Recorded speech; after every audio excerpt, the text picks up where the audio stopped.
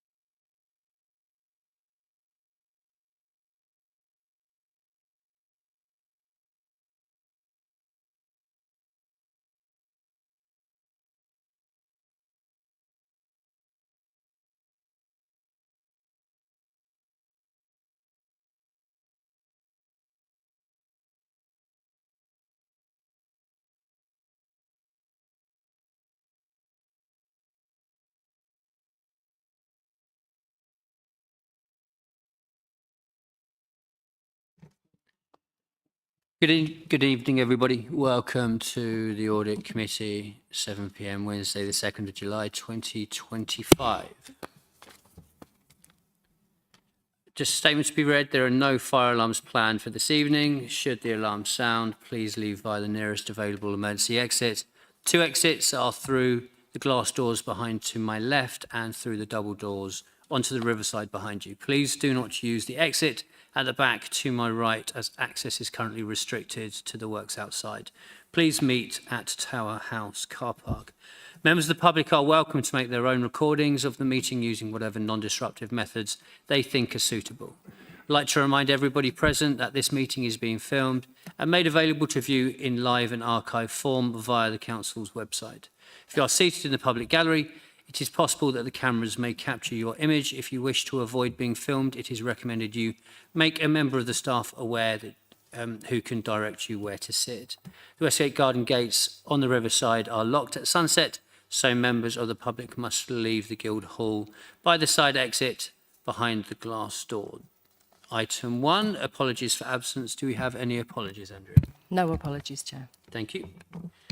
So we don't need any substitutes. Then we'll move on from item 2 to 3, declarations of interest by members or officers. Do we have any declarations? Come in, Marie.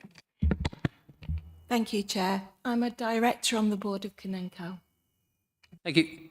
And do we have any other declarations from the...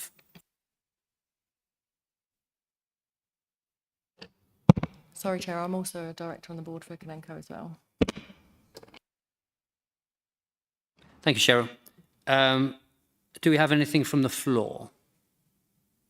Thank you. We will move on to item 4, minutes of the meeting held on 12th of March 2025. To agree the minutes of the previous meeting as a true record, can we have that by general assent? Is that a general assent, Dan, or are you just about to talk? Okay, thank you. So we'll go to item 5, public participation. There's one public speaker who will be heard immediately before the relevant items. So that's going to be the risk register item.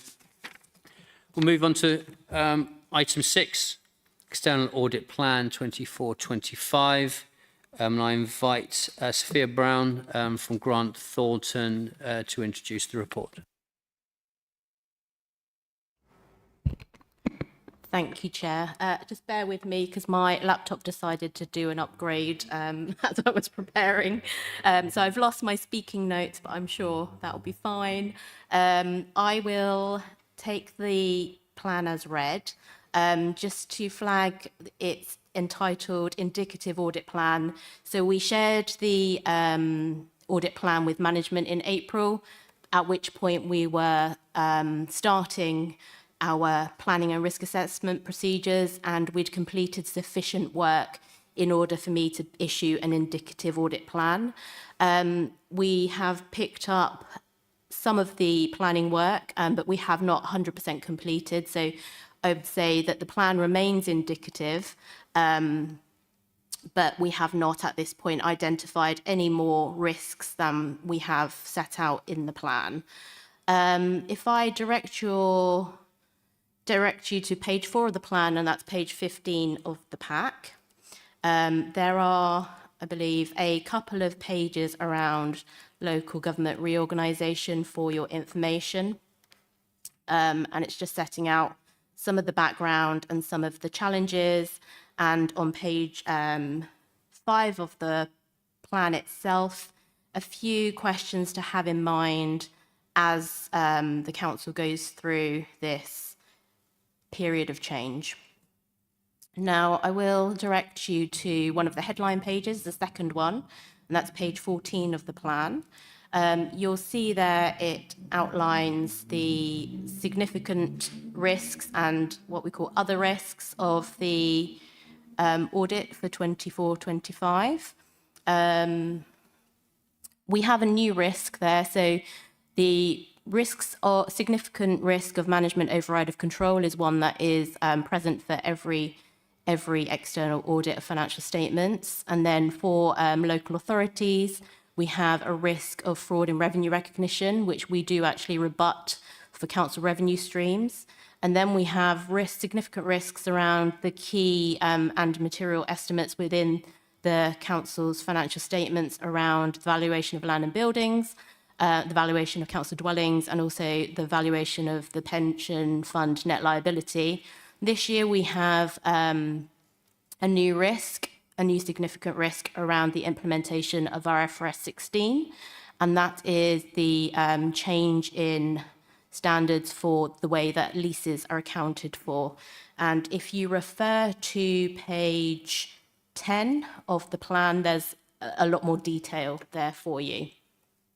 So we are working with officers at the moment in terms of what that looks like for the council and the impact, but it is a significant risk for this year's audit.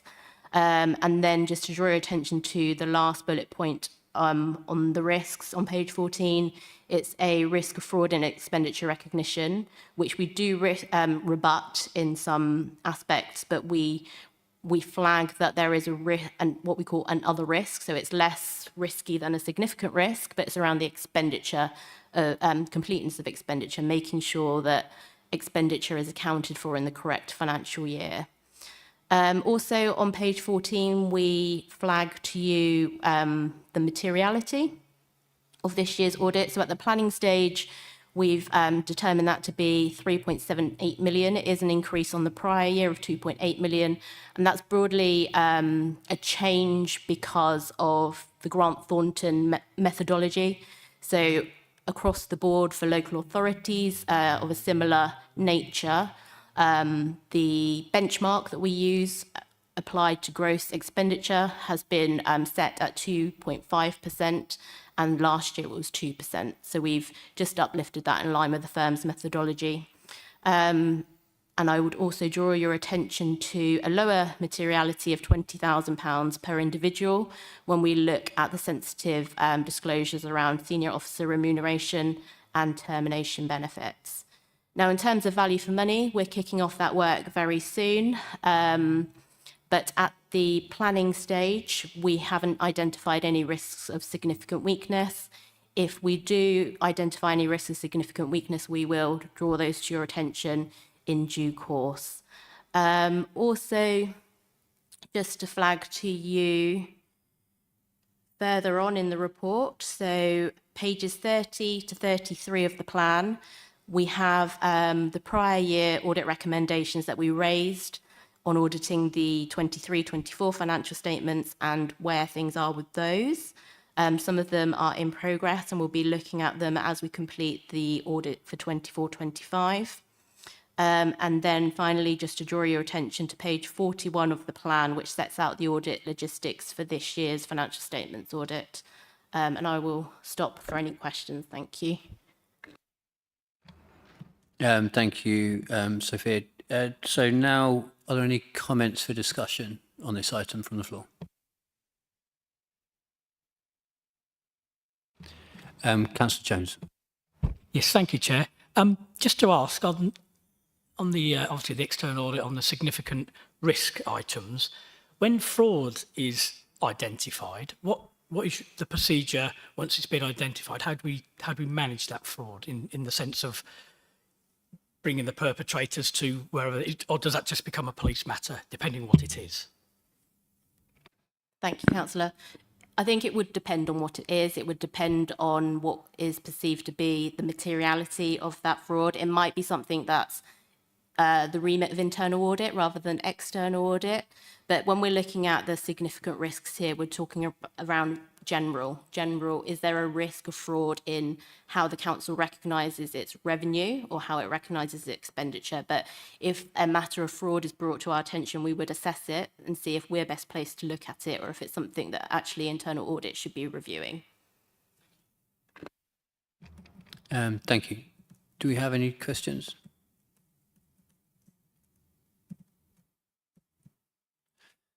Okay, I've got a couple. If we can jump to page 42 of the document, but it's 31 of your audit plan.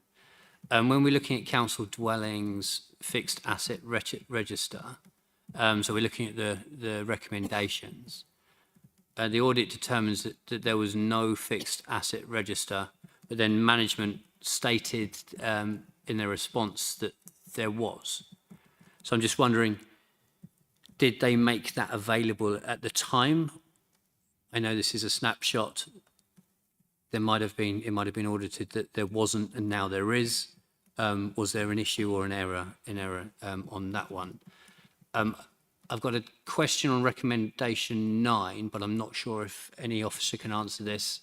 It's about the lack of formal IT security policy and procedures. I'm just wondering, it says that's in progress. Is that in place now? And this might need to be taken away, but page 50, the improvement recommendations for financial sustainability, there were 4 recommendations. Governance, there were 4. And improving economy efficiency and effectiveness, there were 2. This is the officers. I'm just wondering how we're advancing on those. That might be needed to be taken away and circulated to all members on that. Thank you. Thank you, Chair. I can answer those. So with regards to the council dwellings fixed asset register, we do have a fixed asset register, but which details all the assets and the valuations. I can't answer about what was provided last year because unfortunately I wasn't here. So I don't know whether there was just a miscommunication in what the auditors received or what they were looking at, but I can confirm that we do have one and we will pick that up with the audit this year. IT policies are being worked on, but I don't have an update as to where they are yet, but I have been advised that they're in progress, but I can follow that up and find out where we are. The recommendations from the value for money audit, there were several. I can provide an update on each individual one after the meeting, but just to advise that all recommendations have been agreed to and are making progress on those as we speak. Thank you. I think the takeaway from that, my pet projects are recommendations from internal and external. So yeah, if we can get that circulated and where we are with those and projections, then that would be really helpful. Thank you. So this is to note by general assent. Oh, would you like to come back, Dan? Can I just clarify on that response whether the fixed asset register has a separate section for council dwellings? Because I think the comment in point 4 is that there's no fixed asset register specifically for council dwellings. So if it includes other stuff, then obviously it wouldn't be specifically for council dwellings. So I think your answer didn't quite make clear if it was a fixed asset register in general or one for council dwellings. No problem. That we have a fixed asset register for non-council dwellings, which is held on a system which is for property, plant and vehicles and equipment. And then there is a separate fixed asset register which is just for housing assets. Thank you for the clarity. This is by general assent. Can we have general assent? Thank you. Now we move on to item 7, East Kent Audit Partnership Internal Quarterly Audit Report. And this is to consider and present the answers. I'll ask Christopher Parker to introduce the report. Thank you, Chair. The report before you on page 71 is the normal regular internal audit update report that you get from the internal audit work that's been completed since the last committee. If I can direct you to page 74, this shows the table of the work that's been completed. You will see there have been 9 main reviews this time. The various assurances, we had 4 substantial assurances, 3 reasonable, 1 reasonable limited and 1 substantial to no assurance. The 2 reviews that the committee will probably be interested in is regarding housing antisocial behaviour, which is reasonable limited, and tenants' health and safety with a range of assurances there. Then on both of those reviews where it's detailed, it has got a management response on there. And just to say that the housing antisocial behaviour is showing that plenty of work is going on towards the recommendations that have been made there. And regarding the tenants' health and safety, I would just mention that since the draft report and the issue of the draft report has been sent out, that the client officers have been working towards completing the recommendations and various progress has been made. And I would also say that we've got a couple of housing colleagues here tonight who may want to add a little bit of information to those as well. Would you like to come in, Marie? Marie, we're on. Thank you, Chair. Firstly, a big thank you to East Kent Audit Partnership for the report. I think keeping our tenants safe is our #1 priority, and we really do welcome the input of any organisation that wants to act as our critical friend and help us to be better. The audit report contains a number of recommendations which we have instantly took on board. In fact, we've already completed 9 of the 18 recommended actions, and those that remain will be implemented by the latest, the 1st of October this year. Auditors rightly work to a strict set of rules, and as a result, their findings can be very black and white. And as many of you as councillors may probably attest, the world's not always like that. So the findings are also very much and understandably a snapshot in time. We believe the auditor's findings on the issues of Legionella and lift management deserve a little bit more explanation tonight, not least to reassure those tenants who could be affected. We have their interests at heart, and any issues in these areas are being addressed as a matter of urgency. Tenants' health and safety is our priority. When it comes to Legionella, we believe that the limited assurance does not reflect our level of compliance in this area because we've got a strict regime of regular testing. We take practical steps like flushing water through our void properties and in communal areas, and we regularly test water temperatures on site. When we spot an issue, we take immediate action and manage the risk until any work is finished. We always keep tenants up to date with what we're doing. We know some of our water systems do need updating, and we've installed new pipes in schemes where it's been needed. Cleaning of shower heads is a tenant responsibility and sometimes can contribute to that Legionella risk. However, even though it's a tenant's responsibility, we've undertaken some cleaning of shower heads where tenants can't do it themselves. And we flagged also the need for cleaning these shower heads with any carers or families of those affected in schemes. Sometimes, like with repiping, this can include major capital works, and this takes time and planning to set them up. We feel that the risk mitigations actually protect our tenants during such time lapses.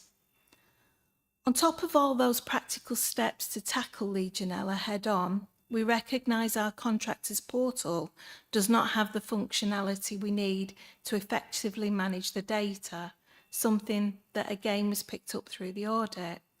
So we are in the process of migrating risk assessments and actions over to our own compliance software system to make sure that that gap is closed. With all that in mind, we believe the assurance level should be set at reasonable.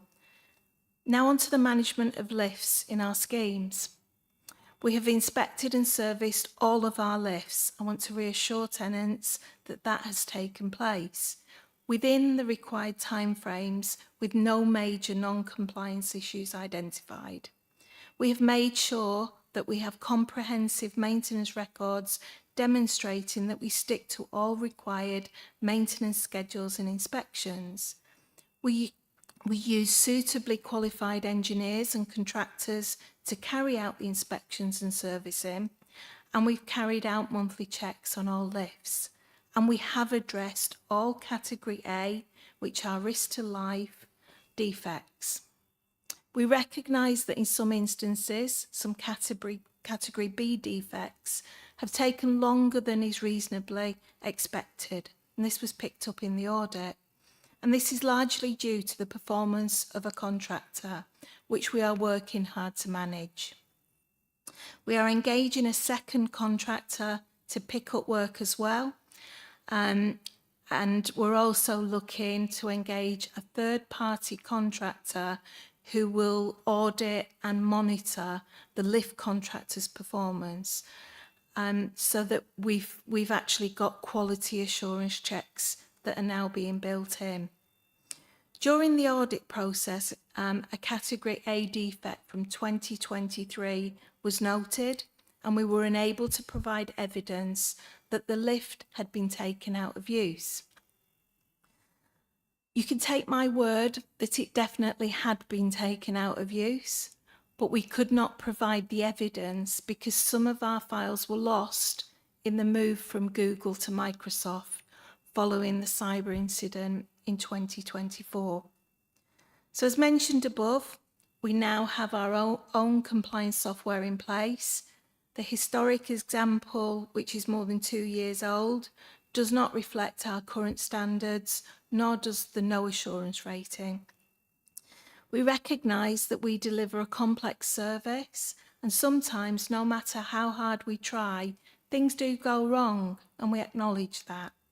But the true test is how we now respond to put things right, learn the lessons from the audit, follow up on recommendations, and while putting tenants front and centre of everything that we do. That is a test that I am certain that we will pass with flying colours when we are re-audited. Thank you, Chair. Thank you. Before I go to the floor for questions, I'm going to propose that this committee accepts the results of the internal audit work and makes comments if required to full council. Can I have a seconder, please? Thank you, Councillor Smith. So I'm going to open up for discussion and comments. And I saw Councillor Smith first and then Councillor Prentice. Thank you very much. If I could just come back to Maria on a couple of the points. Firstly, with the Legionella, could you sort of, is it an external testing, is the testing for Legionella done externally or is it done internally? And obviously we record that. And is it a spot check of various places, or is there some system where you take the more likely locations and test there?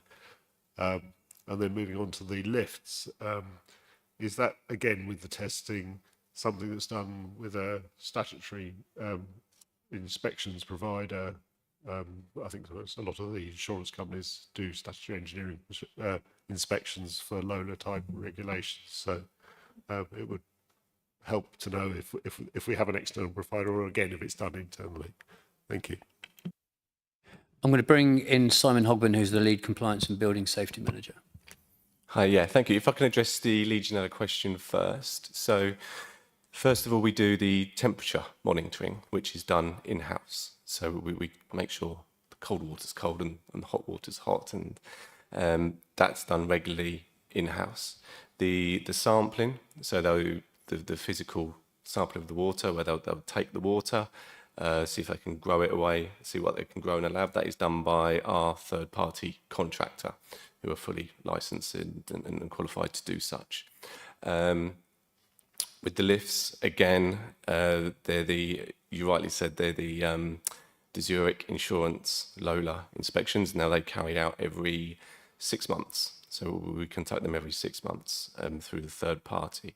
And the actions, the category B actions that Marie spoke about, need to be completed as quickly as reasonably practicable and no less than the next Lola inspection.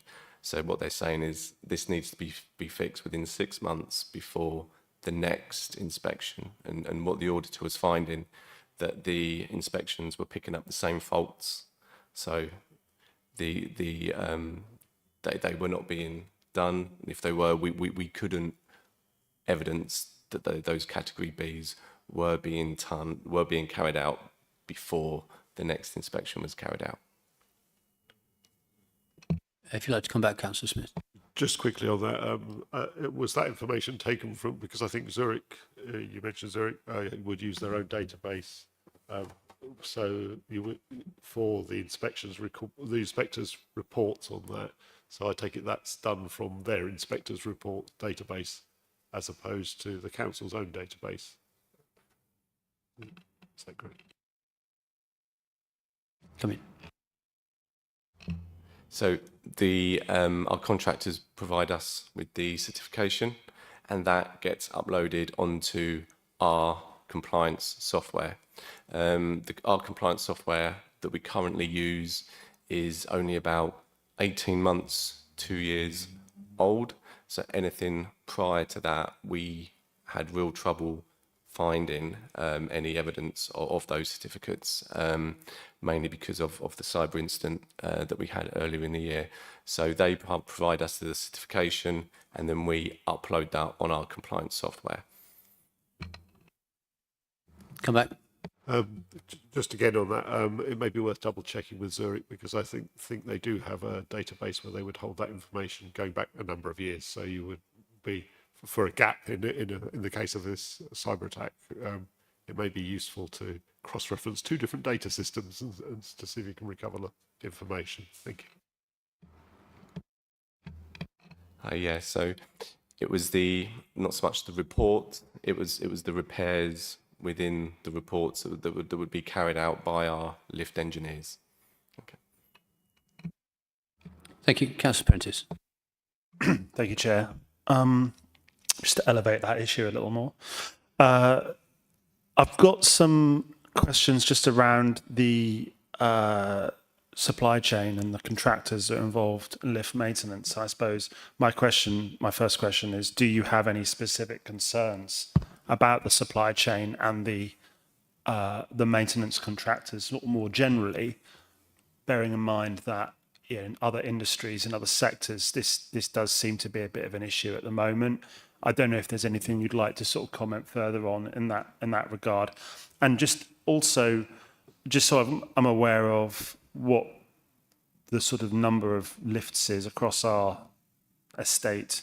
Was it just a sort of snapshot of 9 lifts that were tested? Are there many more lifts? And was that just a sort of snapshot just for audit purposes, that that was the number that were tested? Thank you. Okay, yeah, so we have 41 lifts, passenger lifts, across our portfolio. All 41 are up to date with their Lola inspections. And in terms of contractors, we do see it across a number of our contractors. And recently we have increased comms with them. So we've increased meetings with them face to face, so we're physically talking more, and I think that is helping. Yeah,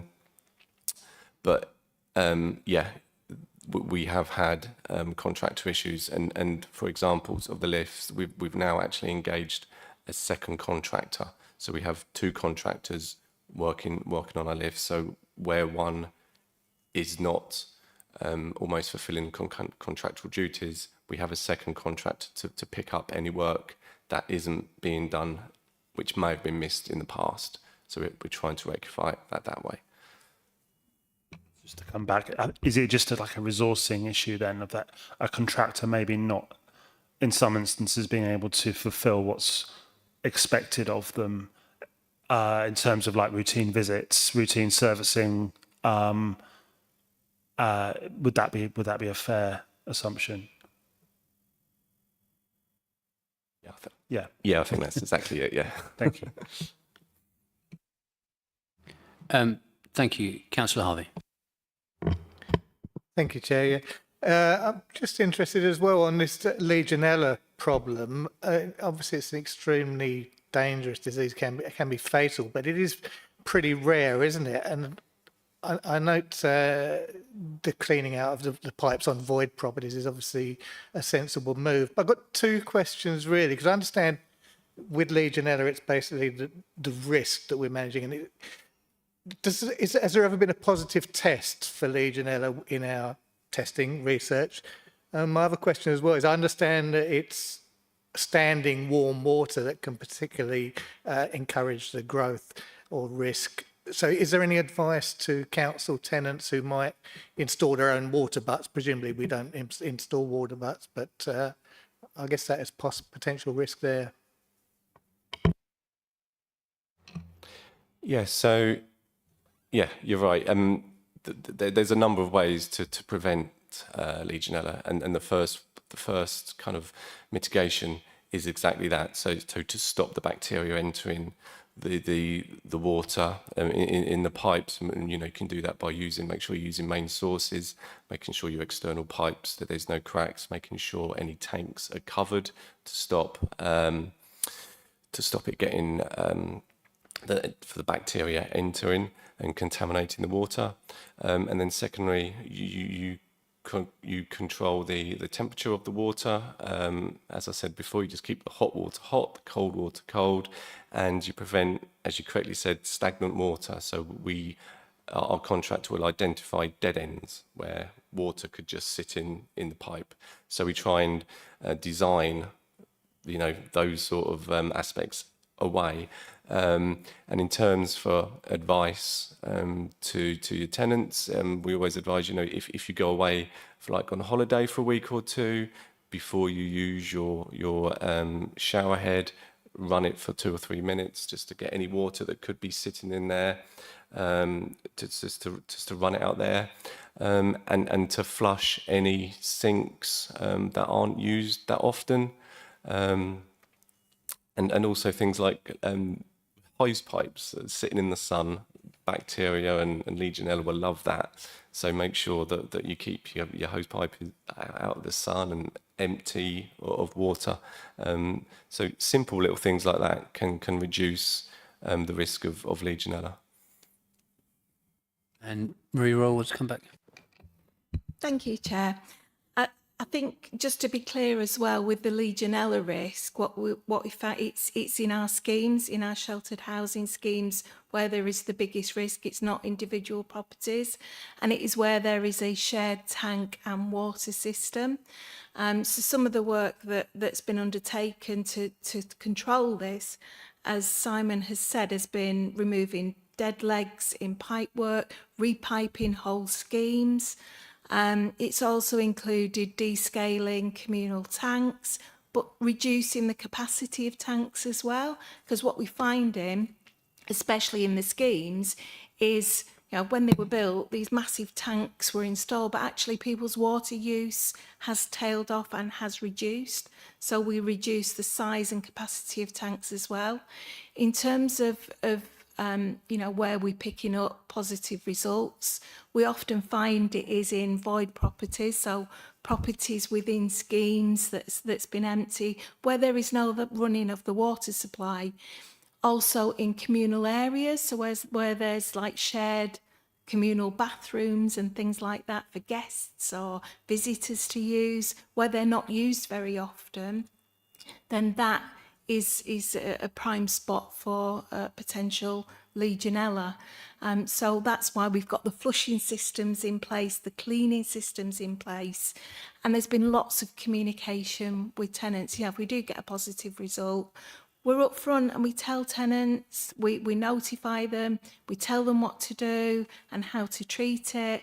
And as I said in my opening statement, where individual properties are not using perhaps the same amount of water as others, we're flagging it with carers as well as the tenants about keeping shower heads clean, keep running water regularly. So there's a lot of communication with tenants. Councillor Harvey. Can I just clarify as well, Marie? You mentioned positive results. Does that mean have actually been positive tests for Legionella bacteria? And take it there's no specific advice for water butts for tenants? Yes, we have had positive results, and we've repiped schemes and we've dealt with it, and we've mitigated that risk, and we've addressed it as, you know, really quickly. And where we've not been able to address it quickly because it's a capital project, we've put extra mitigations in place because, as I said previously, the safety of our tenants is at the heart of everything that we do.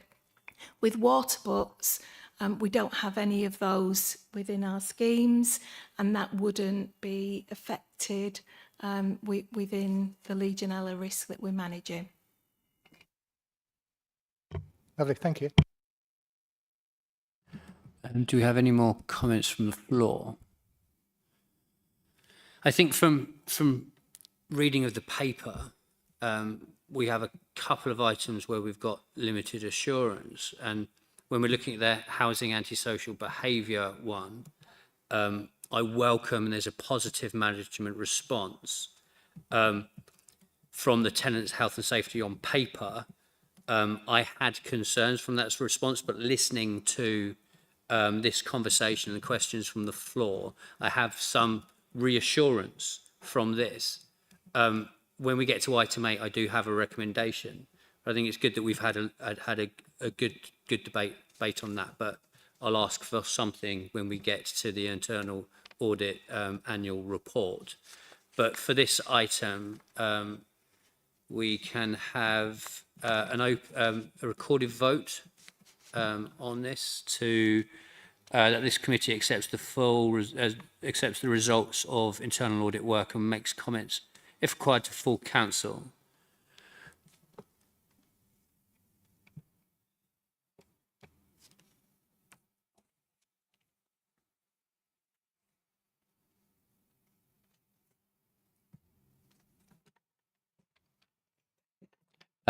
Thank you. We've got how many yeses? 7.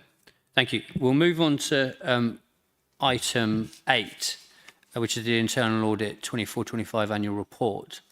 And I'm going to ask Christine Parker to introduce the report. Thank you, Chair. Members, before you is the annual report, and as we discussed earlier in the training session, this is the summary of the previous 4 meetings of this committee. So there's nothing new in this report. It is very much a backward look to the 31st of March, and it doesn't bring you beyond that point. You'll see in the rolling cycle next year, the same thing will happen. There's a dead cut-off for this report being the 31st of March. If I could take you firstly to page 96, that's changed. Paragraph 94, I was right, 94. Paragraph 1.1 sets out the purpose of the report. I mentioned in the training session about the professional standards that we are required to comply with. So this is very important, why we have such a long report to essentially tell you the headlines, which are we have completed all of the audit days we promised you, and you have a reasonable assurance opinion. That said, the report is in 2 halves. It's very important to separate the two. The first part of the report, paragraphs up to paragraph 3 and through, it's all about the performance of the Internal Audit Service. How have we delivered what we promised you last March? And in paragraph 3.5, I've attempted to give you a little update on the external quality assurance. So the assessment, who audits the auditors, the assessment that was carried out last July. There are a few recommendations that we're still working on. They were mainly the ones that started with the word consider, and we are considering, and some of them are slightly longer term, like having the new strategy. We mentioned the charter will become the strategy. those things are in progress. And I've put the link in the papers there if you wanted to go back to last July to have a look at the full set of recommendations. But again, just to provide that assurance, they haven't gone out of view. I will be reporting on them in due course. So the real thrust of this report starts at paragraph 4, which is, so what? We've done all these audits. What can we conclude from that? What themes, what issues, and how does that lead to the opinion? Paragraph 4.1 details 104 risks recommendations have been raised throughout the reports that we've issued during the year.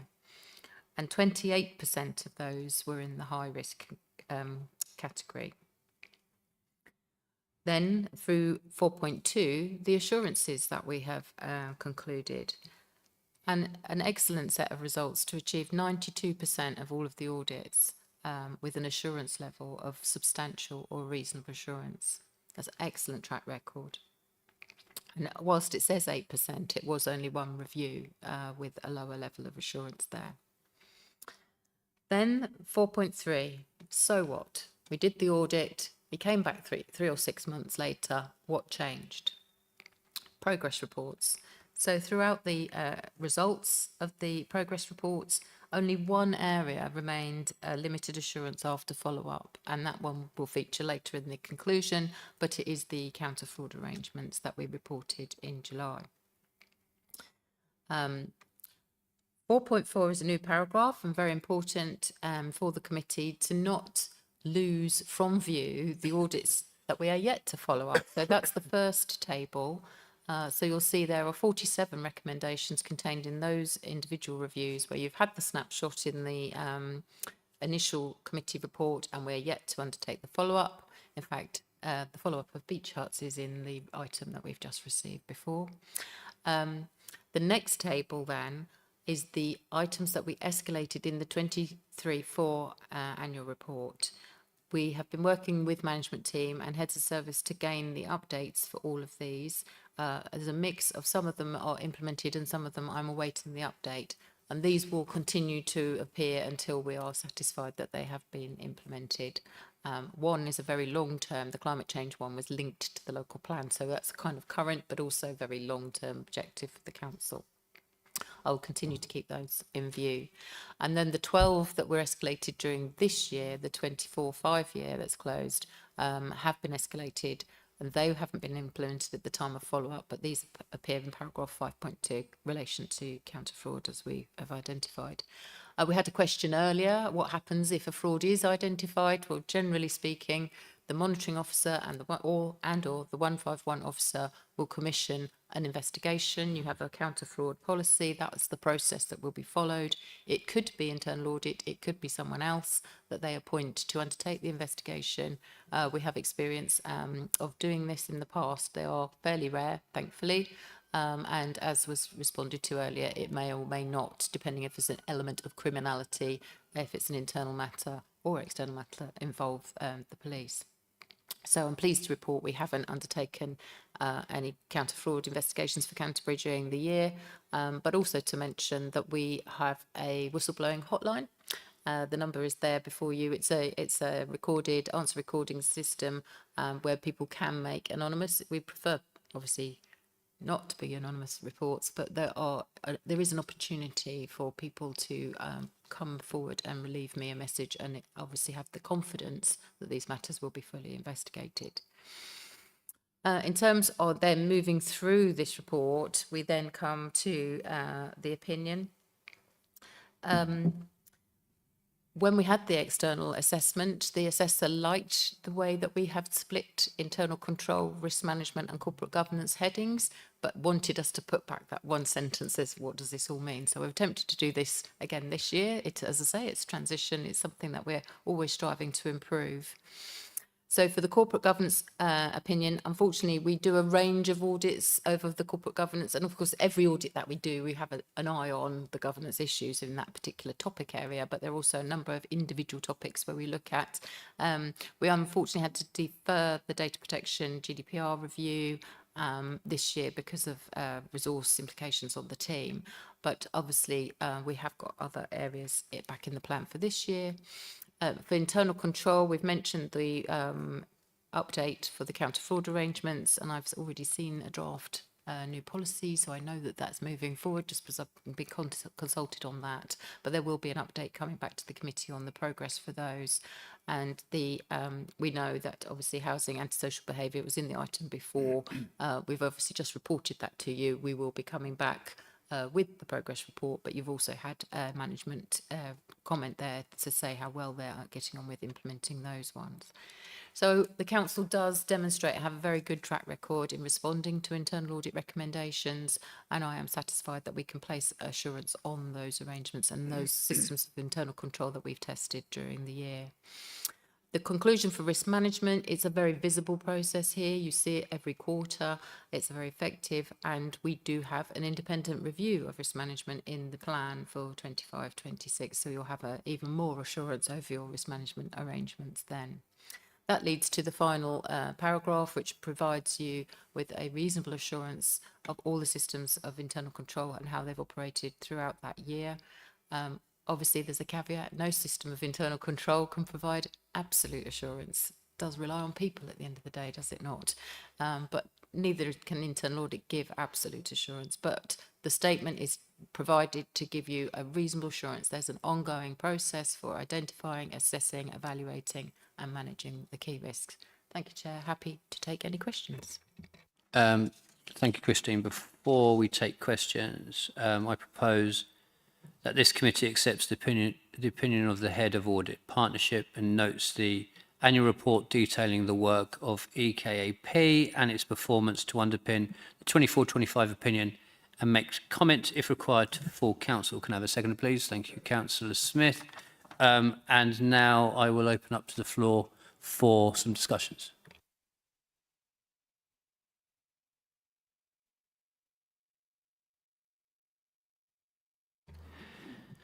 I've got some questions, and when we're looking at page 103, area under review will be the housing antisocial behaviour, so quarter 3, 25-26. I would like to see that the tenants' health and safety audit comes back for a progress report, and I'm sure other members would like to see that, if that's possible, because naturally that was our main focus during the discussion. I'll go on to the next bit so somebody can comment on that. I'm getting nods, but so P2A798, the county fraud arrangements, it had 12 high-risk recommendations previously that were escalated, and we're awaiting an update on these. I'm just wondering if there is anything on the 12 specifically where they are with the progress of implementation. If we can't have that, can that be circulated? And I ask this every year. 43% completion of satisfaction questionnaires. There must be a barrier, which is when it gets to officers' desks, when they kind of go, yeah, I'm not going to answer that email, or I'm not going to fill in this questionnaire. So how can we get in front of that to increase it? And I know I ask this every year, and I know what the answer is going to be, and it's no different, and we're doing better than other councils. But if other councils are doing rubbish on that, then just being slightly better than that isn't fantastic. So, and it's a feedback loop, isn't it? And that's really important. And it doesn't seem like it's important, but it just improves the communication, and we can both look at the benefits of that. So what can we do on that? Thank you. Thank you, Chair. Yes, indeed, I don't have the 12 specific risks in front of me. I know they are assigned. I think that was largely a stumbling block in the sort of restructure and where this responsibility would sit. It is now assigned. I have seen a draft this week of a new counter fraud and whistleblowing policy. I can therefore I know things are moving, and we can ask for a progress report at the next meeting. I think it's important, now we've got the recommendation tracking started in the annual report, that we keep that going through the quarterly reports. So hopefully that will be available to you at the next meeting. The tenants' health and safety isn't listed in the annual report because it wasn't completed and signed off at the 31st of March. So that's why it isn't in the report, but absolutely that's our normal process. We will be scheduling that one in. What I would like to say, we would work very well, strive very hard with management to make sure we time that one absolutely correctly. Members can understand there's no point in going back too soon. We're going to confirm what we found before. New procedures have to have time to be developed and embed if it is a new procedure. So we'll work with our colleagues to time those correctly, but clearly they will want to see these moved on. I would like to say also with the, if that's okay, Chair, with the assessment of no assurance on matters such as the lifts, it is like night and day. As soon as we can evidence, the inspections are happening, the work is happening, here's the certificates, this is where it's stored, this is the evidence, which is what the LOLA requirements require, it'll go back to substantial. It's either one or the other, really, this audit, and we've seen this in the past. Unfortunately, the paper trail, we understand why the paper trail wasn't there, but because it wasn't there, if you look at our definitions, because we weren't complying with the legislation in that respect, we have to mark it as that at that assurance level. So just to give that context there in terms of when those ones will come back to the committee, that one could be a very quick turnaround and a very quick win to see that go from no assurance to substantial in a short time frame. So it's possible that we could agree with our colleagues to do individual follow-ups there, if that's useful to move those assurances. So sometimes it's worth, working, like we were talking about in the presentation, we set yourself realistic, but also slightly stretching targets for these due dates for when you think you're going to have these recommendations implemented by, because we do need to complete that feedback loop. Which leads us to the next question around satisfaction questionnaires. I believe our clients must have satisfaction questionnaire fatigue. I don't blame them, but it's part of our professional standards that at the end of each audit, we actually try to ask about that process. We have an electronic form. There are 3 questions on it, and then obviously a free text box that clients can give other feedback. What we have agreed with the Section 151, this is the performance for the 4 councils as well. The 32 that we've received back is for all 4 councils. We have agreed with the Section 151 officers that we don't chase, that it's not a resource. They want us to be spending our time chasing people. But as part of my annual review process, I will pick up the phone. So I'll pick a sample of a couple of substantials, why not, if I haven't had a questionnaire back. But also anything that's been a bit tricky for the client, just to find out, is there a reason you didn't complete it other than pressure of work? Did you not want that right to reply to give us feedback? You'll notice that 2 questionnaires reported that the client didn't feel the audit was worthwhile. This is new, doesn't happen very often. Neither of these responses were for Canterbury, and in both cases, one was in their perception of the audit was just poorly timed. They were very burdened, and it was one aspect of what they did, and they thought that the audit was disproportionate. That's absolutely within their gift to feel like that. But it's an audit that we do at all 4 councils. So that's worth picking up the phone and then having the conversation to, if you like, bridge that understanding and hopefully explain that. And the other one was an audit where once we'd agreed the scope and started the audit, we found other things and therefore extended the audit. And the comments were, effectively, we'd gone off scope and shouldn't have found the things that we found. So that was also an interesting set of responses. So clearly, they're the kind of comments we want to follow up and understand more, and then have that opportunity, which I did in this case, to go and meet with the manager and talk about why they felt we couldn't or shouldn't have looked at the things that we found once we'd started the audit and explained that process. So it's a really important feedback loop, and I will, as I say, take the time to ring a sample of people that haven't completed them just to understand if there are matters I need to be addressing within the team and the team's performance. But it's on the team meeting agenda for July. And one of the new members of the team used to work for the private sector. I said, well, I'm not sure we can offer a prize draw, and I don't know what the prize would be, but we're going to have a little brainstorm on how we can encourage people to complete the questionnaire. Thank you, Chair. Thank you. Just on the tenants' health and safety progress report that's going to come back, you suggested it could be broken up because I think the most important thing is our customer confidence, and when as quickly as that can be brought back, I think that would be really beneficial. So thank you for that. So that this committee accepts the opinion of the head of Audit Partnership and notes the annual report detailing the work of East Kent Audit Partnership and its performance to underpin 24-25 opinions, and makes comments, if required, to full council. This goes to a recorded vote.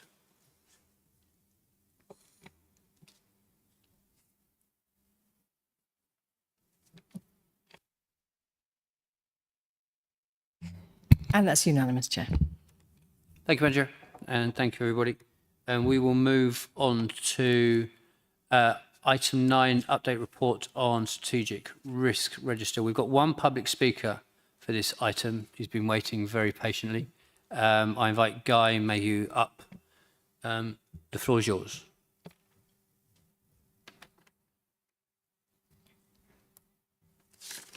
Work this one. Thank you, Chair. I want to flag a serious omission in the strategic risk register, the misleading and understated entry relating to Kanenko. Kanenko has delivered frontline services since 2021 with no formal contract, no agreed specification and no enforceable KPIs. It still operates under a letter of intent that clearly states these schedules are yet to be agreed.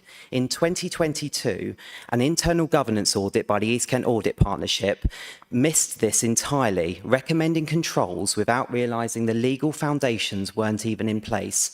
By 2024, an FOI revealed the council didn't even hold a contracts register for Kanenko. When it was finally published this year, only after intervention by the Information Commissioner, it showed over £8 million had been spent via non-compliant direct awards breaching procurement law. And the blunders continue. The public toilet service was handed to Kanenko last year under the TECL exemption, a reserved matter, but the company's advisory committee was never asked to approve it. That too is running on the letter of intent. None of this is reflected in the risk register. The issues raised at Cabinet in March and scrutiny in June have been ignored. I understand Cabinet won't even consider scrutiny's concerns until October, 4 months later. Meanwhile, the register claims all contracts are monitored, the company's track record gives assurance, but there's no contract. And there's no credible track record. At scrutiny, officers admitted the performance data exists, but no one's analysing it. This isn't hypothetical, it's a live governance failure in commissioning, contract management and shareholder oversight. The register presents an illusion of control based on safeguards that simply aren't there. So let me ask plainly, should you, as an audit committee, endorse a risk as under control when the controls simply do not exist? Because that's what this register is asking you to do. That isn't an oversight, it's negligence, hiding in plain sight. Send it back, refer this to Cabinet, because if £10 million of public money is being spent each year without a contract, without a spec, without scrutiny, and that's not treated as a strategic risk, then this register has lost its purpose. Let me end on the facts. Spend on street cleansing is up by 70%, yet the Section 151 officer couldn't explain where that money had gone.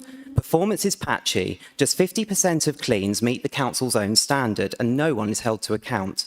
And the blurred lines between the council and Kanenko carry a disguised employment risk that, if tested in court, could bankrupt this council. None of this is in the register, yet you're being asked to endorse it as a fair statement of risk. It isn't. Thank you. Thank you, Guy. I think I've got a couple of officers that want to come in on this. Jan Geiler.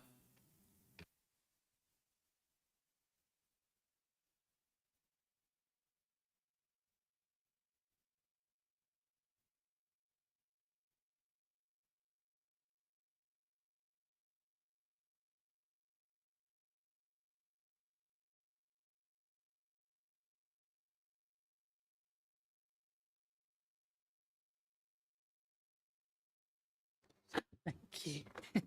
Thank you, Chair. As you all know, the street cleansing service is part of the waste collection and street cleansing contract.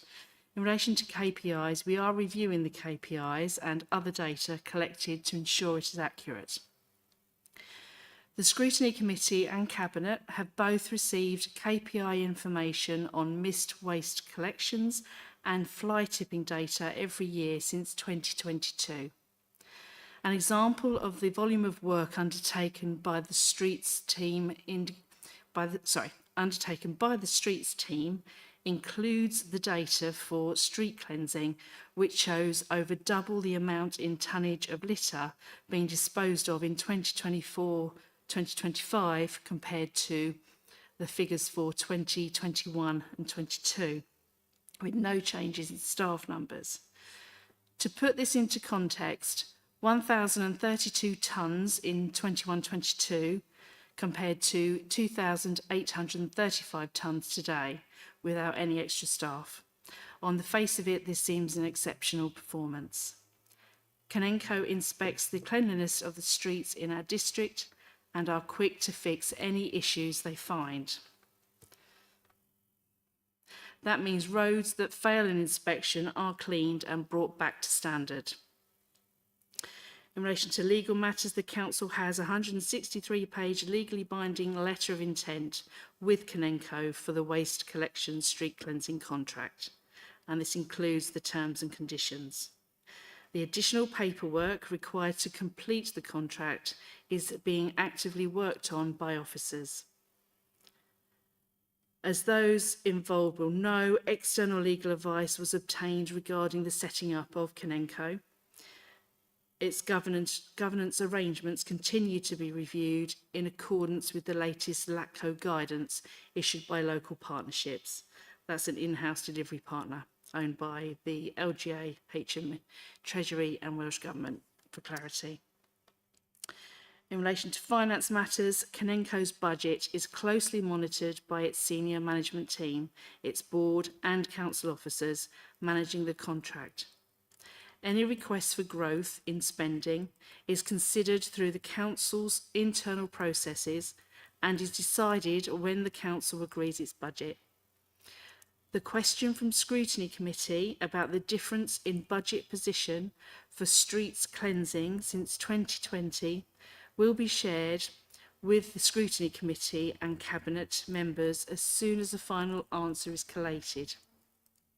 However, the initial collation of data shows there is not a huge increase, although for various good reasons, we are not comparing apples with apples.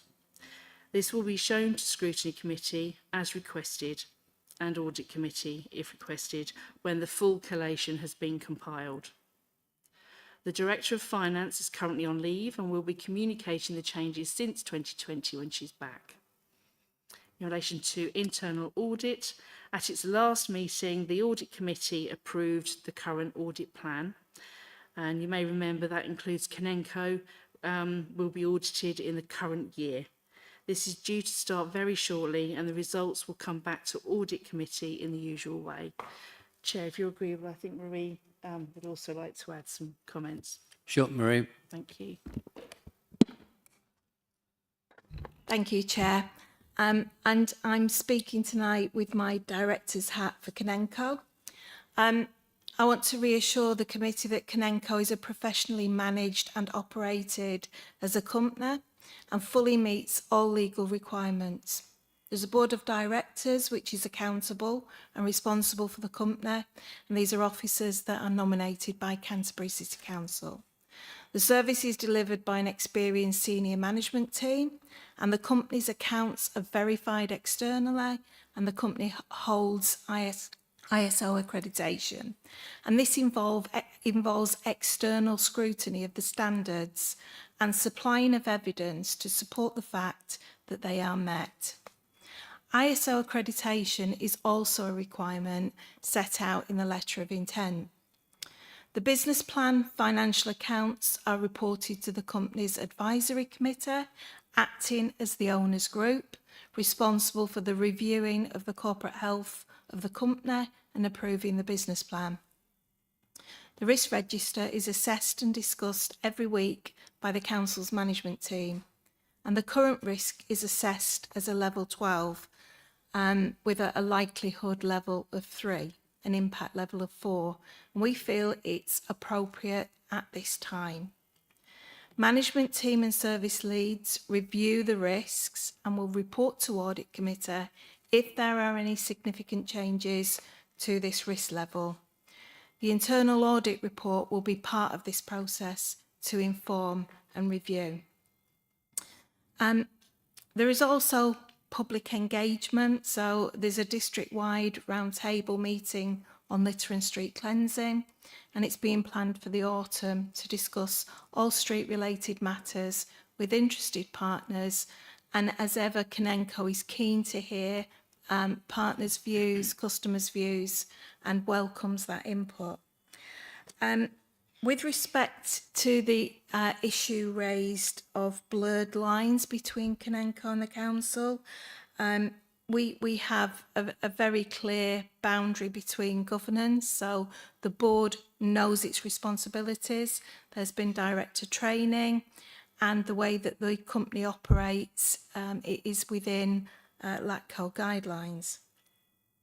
In terms of wider governance, as I mentioned, there's the company advisory committee acting as the owners group, and I think at scrutiny last time, Matthew Archer brought a report clarifying that scrutiny and governance process. I think the speaker referenced procurement and direct awards, and I can say that the company has a procurement plan in place to re-procure a number of its contracts. Thank you, Chair. Thank you. Do we have any speakers from the floor before we go to the item? We've got a few hands up. First, did I see Councillor Forrester, and then Councillor Prentice, then Councillor Harvey, Jones and Smith. Thank you, Chair, and thank you, Mr Mayhew, for your attendance, both here today and at Scrutiny Committee, where we met before. Turning to the officers, I wonder if you can confirm, as Mr Mayhew indicated, we are without a finalised contract, what other mechanisms are in place to ensure obligations are complied with? Mr Mayhew seemed to suggest that there were none, but I had a look at the letter of intent in place that has been there since 2021, and there are rights and obligations set out part 2, as you'll be aware. And I noted that at clause 2.2, it also says, before execution and completion of the service contract, mutual rights and obligations in relation to specified services are governed by this letter and would be supplemented by a service contract terms and conditions. And if there were to be any conflict, this letter of intent would prevail. So I just wondered if you could clarify. I didn't quite understand Mr Mayhew's concern about the absence of a contract, as mentioned, given this letter of intent exists and would seem to override that in any event. Thank you. Would an officer like to come back? Jan. We agree. We don't see what the issue is. It's very set out in detail in the letter of intent. We're all working to those rights and obligations. Yes, it'd be helpful to have the contract in place, and we're working towards that. But as you say, the letter of intent is legally binding. Thank you. I would have been happy with we agree. That's always a great answer. Thank you. Councillor Prentice and then Councillor Harvey. We'll do this in groups. So Councillor Prentice and Councillor Harvey. Thank you. This is a question on the governance arrangements, and probably a question for Marie Royal. Perhaps you could outline the membership of the Canenco board, and not necessarily the individuals, but just the general makeup of the board. And regarding the role of the company's advisory committee, I'm assuming that is an option that we have taken as a council to have that, because I know with LATCOs, with some local authorities, you may, for example, and I'm not actually suggesting this should be the case here, but you have councillors sometimes sitting on boards of LATCOs, for example, whether it be refuse collection or even municipal bus companies in some instances. Not that there are many of those around, but they do exist. Do you have any thoughts on alternative governance structures? I have to admit, I haven't seen the outline of Matthew Archer's report on this subject that was given to scrutiny, because I'm no longer on scrutiny, so I should go and take a look at that. But do you have any thoughts on an alternative structure? And before we come in, Councillor Harvey. Thank you, Chair.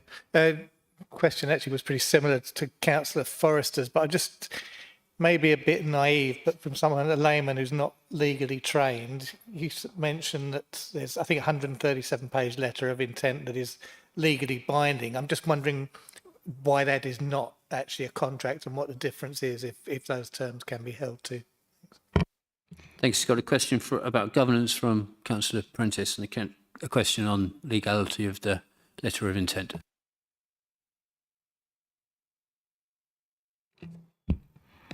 Thank you, Chair.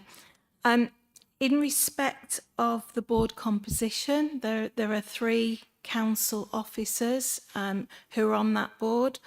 One is a director and 2 are heads of service, and they've got various experience of service delivery. In terms of the governance arrangement, so Canenco directors manage the company's business. They exercise all the powers of the company. They determine the general policies of the company and the manner in which the business is to be carried out.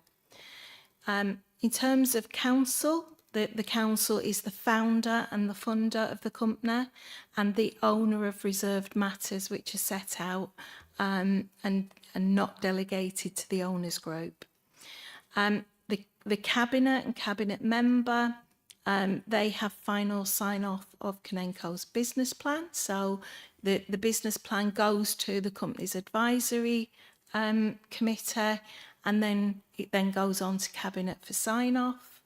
In terms of the owners group, so the cabinet committee, this monitors the corporate health of the company from the guarantor's perspective, ensuring that the parameters and policies and boundaries that the council has established are being adhered to, and they decide and recommend reserve matters that are set out in Schedule 1 of the members' agreement. The company's advisory committee, the remit has been extended as more LATCOs have been added to that agenda. So that it now includes Partnership 1 and the company which is responsible for the nutrient neutrality credits as well. One of the recommendations that came from the previous Cabinet Advisory Committee was around seeing performance, and we've agreed that we will take a summary of performance through that committee so that there is a rounded view of the company. Overview and Scrutiny Committee, they can scrutinise reserved matters if there is an issue. The Scrutiny Committee previously monitored performance, but the role of scrutiny has changed and it's taken a more thematic approach. So the monitoring of performance now goes straight through to Cabinet. And I think that the next report to Cabinet on performance is going to be in the autumn cycle. The lead contract specialist is responsible for managing the contract. That sits within the Director of Finance's service. and they manage the relationship between the company and the council. So that's the wall that is between the Canenco contract and the council. So the contract lead manages that contract. And the company managing director is responsible for the operational management and delivery of the service. I would say that the creation of the company's advisory committee was as a direct result of East Kent Audit Partnership recommendation, and that's the governance structure that was adopted by this council to manage the company. And if I can hand over to Jan, Chair, to answer the question on the letter of intent and the legal position.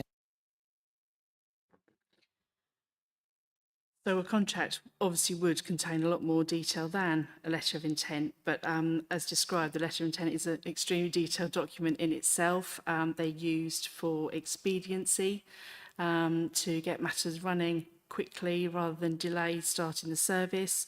But it's certainly been more than adequate for the few years that we've already been running that LATCO. Thank you. We now have Councillor Jones and then Councillor Smith. Thank you, Chair.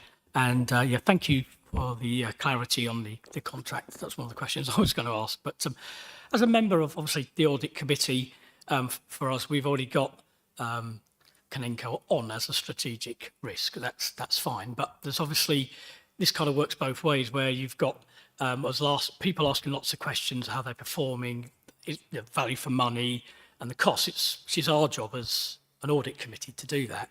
And it works both ways. You know, coming back from Canenco, if you like, it could be, is it value for money? I don't know, because I don't know the figures of that. I'm not saying it isn't. I'm not saying we're doing anything wrong. But if we had more from maybe asking questions from us in that manner, it benefits our company Canenco, because it may well be hitting all our targets. I don't know. It may be that we are extremely good value for money, and it puts away any sort of mysterious things about, oh, are we performing? Is this going on in the background? We've not really been able to drill down and see it for ourselves. Now, I know that we've got great people here who look after, with our officers, Marie, etc., who do a really good job. But from an audit perspective, and people looking in perspective, and the reason why we're sitting here perspective, for me personally, to have that kind of information, we're asking those questions in a positive way, like I say, because the questions and answers coming back benefits potentially, our service provider. So the more audit and scrutiny what we can have moving forward, if we're able to add into our register of things where, we can discuss that here. Maybe, I don't know if this is the right arena, but for me it seems obvious that it is. Then with people looking into this and what we're discussing, we're asking the questions about probably the biggest spend what we do from our council take, and we're asking the relevant and right questions in a positive manner, and we've got really good officers who are dealing with that. So if we're able to scrutinise it or audit what I feel, I won't say better, but more in a way that it's not just we have it on our register, if that makes sense, and then people can look in and see what we're doing. I think we are doing a good job. I don't say we're not. I don't mean this in a detrimental way, because I don't see the ticks and balances, and this is what we've done this month for that amount of money. Do you know what I'm saying? That's the bit where people really want to know where we're coming from. I'm quite sure that we are doing that, but it'd be great if maybe through this committee we can pull that out and deliver that. And that's, if we're able, I don't know, Chair, if we're able to add into that register those points. Thank you. Thank you. Before I go to Councillor Smith and before I go to an officer, I would like to see when that document goes to the scrutiny committee that there's it covers value for money, and then that document comes here. I understand that we do have an audit, an internal audit that is coming, and that's what this committee is for, the audit committee, to look at those audits when they come across. But if the paper that goes to scrutiny comes to here as well, to then focus a little bit on the risk register concern that Mr Mayhew raised, then I think that is what Mr Jones is looking for as well. So then we can look at that specifically at value for money. I know the external auditors focus on value for money, but in the round, I'm not sure if they look at in detail service delivery, but I'm just wondering maybe a comment on that after we bring Councillor Smith in. I'll bring some officers on that. Thank you very much. Just a couple of questions really on, firstly, how long have we been operating under a letter of intent with Kanenko? The time period is obviously quite relevant, I think, to this. And secondly, the letter of intent, from what Jan's explained so far, sounds to me like it actually is a contract, and I think you almost alluded to that, in the sense that there is an offer, there is acceptance, there is a consideration being paid for the services that we're getting. So that my point is, for clarity purposes, would it be prudent to have relabel it, or to have an additional document that points to it, labelling it as an interim contract, and then time bind it with the payment periods detailed? So for Rob's point, we could then have a period of time. This is what the payment ranges are for this year, or this is what they were for last year and the previous year, and so on. Because this would be very helpful, I think, to scrutiny and to this audit committee to actually have that kind of information. And from the speaker's point of view, quite rightly, it would clarify that it is an interim contract, if that were to be done, and that it would time bind the cabinet to set a formal contract in place. We can actually have a structure to show this is the deadline for them to do that by. Thank you. So we've got questions on checks and balances and what can come back, and additional questions on letter of intent.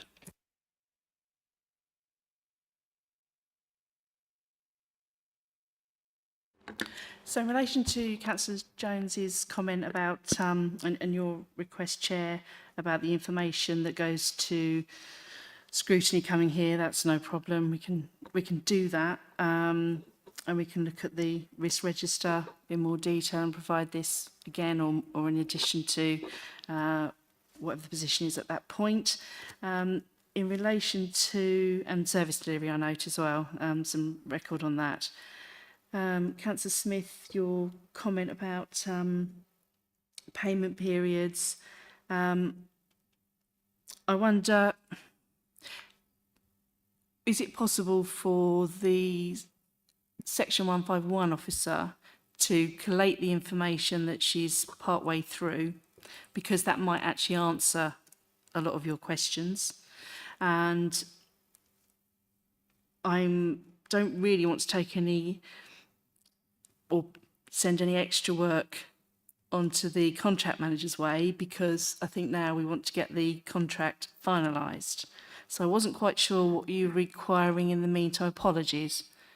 If I may, it was essentially that it seems to me that an extremely short document, a simple one, that states this is an interim contract, and pointing to the legally binding aspects of the letter of intent, and in effect referring to the letter of intent, but calling itself, this small document, the interim contract, and then you can time bind the interim contract, which then time binds the letter of intent, if you see what I mean. So, and it would be a very small piece of work, because you don't need a 2 or 3 page contract for that.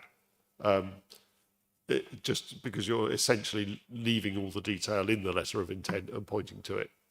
I don't mean to be difficult, but I'm struggling to see what that would gain, because the letter of intent is already extremely detailed, and we are working towards finalising a contract that will provide further detail. I'm really not trying to be difficult. I'm just struggling to understand what it will achieve when actually we could be getting on with the things we need to, like the main contract. Clarity, I think, is the short answer to that. the speaker rightly pointed out that we don't have a contract in place. That would make it very clear we do have a contract in place, and this is the contract in one very short step to, and that it is an interim contract with a timeline to a formal contract. Thank you. Can I commit to take advice on that, on whether the pros and cons of that, and come back to you? Thank you. Do we have anybody else to speak? If not, so obviously I welcome. Come in, Marie Roll. Thank you, Chair. Just a point of clarification. The next report that is going through the committee system is not going to scrutiny, it's going to Cabinet. So the end of year performance will be going to Cabinet. So just for clarity, is that the report the Audit Committee would like to be shared with them? I thought it was my understanding that there was something that was going to the Scrutiny Committee instead of the end of year report. Is that the only report that there is?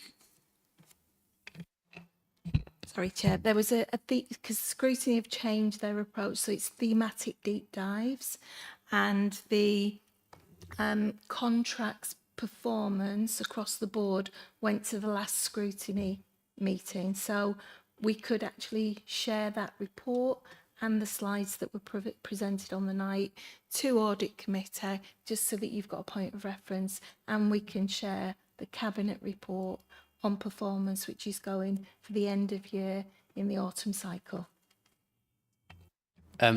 Yes, if that can come, if there's nothing else. So I welcome Mr. Mayhew bringing this to our attention. Councillor Smith, I am being patient. If I may, Chair, and I believe Jan mentioned that it would be possible to also send the contract as far as it's at the moment, and I wonder if that is something that perhaps would also. No, it's a legally binding document. I think it is a draft, though, is it not? I believe at this stage. So if you're looking for the letter of intent, then we can have the letter of intent that could come here. But I don't see the value of that. What I was going to suggest, if I could have finished, was that, as we've mentioned, I welcome the report and from the speaker bringing this to our attention. We will be getting additional information that will be going to Cabinet, as Marie Royal has said. Jan has said that she will, under advice, come back to us with what you've suggested, and what then we can look to find out what information can be given to us in the meantime. As we've got an audit anyway that's in process, I don't see the value of this going to full council, because we are the audit committee. So when the audit comes back to us and the determinations of the auditors are read, then we can look at that in the round and consider it with the risk register to see if that, from an independent assessment from our internal auditors, is suffice for what is determined within the risk register. So thank you for coming here and bringing this, and they will be the proposals, but now we're going to go, actually, we've given this a decent amount of time and had a really good conversation. We are going to go to the risk register, and I ask Cheryl Island to introduce the report. Thank you, Chair. The risk register that you see before you is the latest updated risk register. The change to scoring from when it was reported to Audit Committee last is the increase in likelihood and impact of housing demand, which is due to the increasing time that it's taken to house people and the increasing number of applications being received. The four remaining risks considered to be high are the finance challenges, homelessness, maintenance and compliance of housing stock, and local government reorganisation. You will also recall at the last meeting, the report stated that we would remove the risks that had a score lower than 9. If they didn't change, they hadn't changed, so have now been removed from the register. Happy to take any questions. Thank you. Do we have any questions on the risk register? Councillor Forrester. Thank you, Chair. I just wondered, obviously you mentioned locally, and as we do nationally, there's a seemingly ever-increasing demand on the housing stock that you're working to meet. But I wondered if you could address particularly what's being done to address that, address the increasing demand with an increase in supply, but also ensuring that we have the right type of housing for the changing demographics of residents now and anticipating future changes as far as possible. Thank you. Sorry, I don't know who that's to of the That's okay. officers. I'll hand over to my I'll colleague. be happy Marie, with whoever's best placed. Yeah, thank you. Thank you, Chair. I think, you know, with the council's new corporate plan and this leadership's ambition to increase stock, we are already making progress on that. You'll remember last year we bought 67 new properties at Broadoak, and that's part of our commitment to stock renewal. So it's looking at the stock that we've got, disposing of stock which is not what we want to provide our tenants, and looking to provide more newer stock that's better for tenants. We are developing some really positive relationships with developers, and we're in negotiation all the time on sites where they are struggling to find an RP to work with them on developments to provide affordable housing. In terms of housing need and how we make sure that supply meets need, as part of the local plan process, we do look at housing need, and there is a study and research that's done to look at what is the current need, what's the future need. We use data on homelessness, we use data from our housing needs register, and that is all fed into the local plan process. I mean, ideally, you know, we want homes that are resilient and future-proof, that can cater for residents' different needs through their different ages. But all of that is picked up through the local plan. Thank you. If I could just come back and clarify something, this might be a really noddy question, but you said new stock. I'm assuming that means not just new builds, but repurposing existing properties or bringing in older properties back into the council stock. I was referring only to new properties.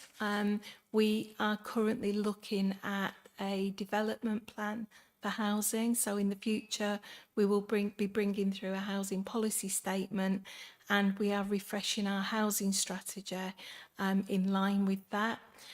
We know nationally that there's going to be a new housing strategy that is released in the autumn. So we want to make sure that we are aligned with national policy as well. With our existing stock, we are, you know, securing funding like through the retrofit process to actually increase the EPC rating of our properties. That's a really positive thing, because the more that we can upgrade our properties, you know, the cheaper it is for residents to run fuel, heating, light, etc. So that's one investment strand for our existing stock.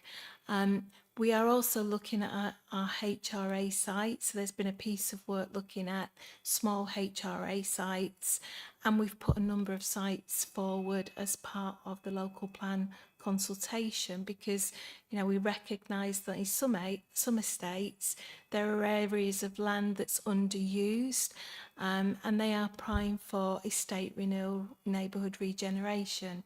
But that's a future ambition. Obviously, we can't go too far with that because we've got local government reorganisation on the horizon. But we will be bringing through the housing strategy and housing policy statement, which is our statement of intent for the future. Thank you. Do we have Councillor Jones? Thank you, Chair. It's just to note, really, a little while ago we had a problem with trying to get or keep or building control officers, because the system had changed. It's really good to see that we've now worked together with the STG, the Gateway Partnership, with 3 other councils where we financed it. So we've all come together to share that resource so we can mitigate that shortfall, and that would be thanks to the work of Chair of Planning Councillor Pat Edwards and obviously Head of Planning Simon Thomas, who regularly go to those meetings. So that was an issue. They've obviously got round the table and thought, actually, it doesn't just affect us. We'll work together, and now we're resolving that with all the building, what's going on. Obviously, they're needed. So just wanted to make a note of that. Thank you. Thank you. And I was going to mention the workforce capacity and skills and how the variance of stresses within our workforce, how that impacts the determination of risk that we have. So it's good to hear that you've noted that. Councillor Prentice. Thank you, Chair. Under the local government reorganisation item, it is perhaps understandably at this stage very internally focused on risks within the council. I would like to see a little bit more emphasis on the risks from local government reorganisation and how they affect the wider community, because there's a lot of very thorough sort of work in there, and I know there's a lot of work going on behind the scenes, but what is not happening at present, and I think this is something that you could equally apply to Kent County Council as much as Canterbury City Council, is less emphasis on how that's externally communicated. The progress we're making or not, and I recognise it's early days, with local government reorganisation, what might residents expect to be seeing by the end of this year, by the end of next year, by the following year? Because I think that could lead to misunderstanding, and we know where a lack of information can lead to misunderstanding, and people without the right information coming to their own conclusions about local government reorganisation, what it's about and what it's for. So I'd like to see a little bit more emphasis on how we externally communicate that process, because I think it's been a little overlooked so far. And like I say, I recognise it's early days, but I think there's more that could be done in that area. Thank you. Thank you. So we've had some questions on workforce capacity and skills and LGR. Thank you, Chair, and thank you, Councillor Prentice, for that question. I would say that at a county level, the KCC and the districts are working together very hard on a communication plan. I think the timing is critical, because if you come out too soon, it doesn't really mean anything for people, and it is quite a complex issue. But I think the key message is explaining what this means to people and what difference they'll see on the ground, if any. So there is a communications group working across the counter, and there is a communications plan being developed as well as messaging. So I'm sure we can bring an update through the Strategic Risk Register on that in the future. Thank you. Do we have any other questions? So we've spoken on the speaker who spoke about Kanenko, and we have a couple of recommendations that we're going to get an additional paper that will be coming to this committee. Already within the work plan, there is an internal audit that will be coming to this committee, and there will be an update regarding procedure and process on the contract that will be circulated to members. Spoke about LGR, and the next risk register will have a little bit more information on that. Do we need a vote, or do we do this by general assent? Yes. Yeah. So can I have general assent to note? Thank you. And thank you to the speaker. Let's go to item 10, and I just call it RIPA because I can't say regulation of good. See, I can't do that word. So RIPA 2000, and it's going to be a verbal update by Jan Geiler, the head of legal and monitoring. Just to confirm, we've had no new cases. We're required to update the audit committee quarterly, but yeah, no new cases. Thank you. That was brief. Do we have any questions? We never usually do have any questions. So the regulation of investigatory, Power Act 2000. This is by general assent to note. General assent, thank you. The date, item 11, date for the next meeting, 7 p.m. Wednesday, 1st of October 2025. Put it in your calendar. See you next time. Thanks, everybody.